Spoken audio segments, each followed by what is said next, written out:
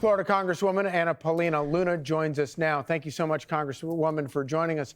It does seem like the Democrats' argument right now is that these National Guard troops kind of had it coming because Trump shouldn't have put them there in the first place.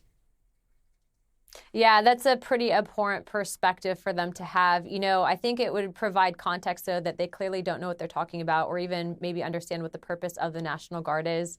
A lot of these people are either homegrown or lent from out of state to basically help secure Washington.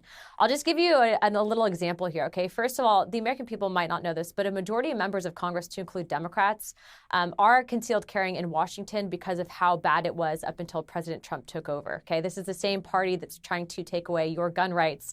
Meanwhile, they were the ones that were fast-tracking their own concealed carry permits. Aside from that, I was in Washington when a Democrat member of Congress was mugged, basically had his even sushi stolen.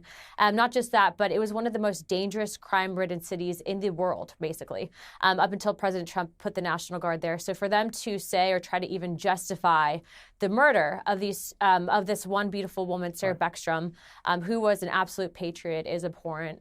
Frankly, I think that right now that this country can see exactly what they're doing. And the fact that you even had members of Senate come out, even previous to this, saying that basically members of the armed forces should commit sedition, that's completely unacceptable. So, of course, President Trump has taken a couple of steps, stopping all asylums from anywhere in the world and then halting immigration from third world countries. This is a smart first step, I guess. I 100% back him, and I hope that Congress can codify something related.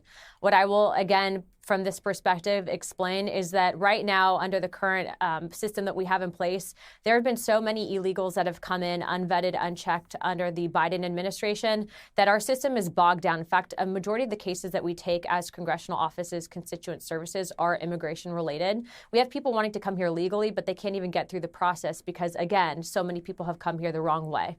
And so I would actually say that we need to pause everything until the system can actually catch up. But yes, there's no reason why we need to be taking in people that A, don't want to assimilate, and B, I don't even know that they can contribute much to the current society that we have because they might not actually be skilled in whatever they are trying to come here for. And so I back him on that, but it's unfortunate what happened because had the proper vetting been done, I don't believe that this individual would have been able to come to this country. Absolutely.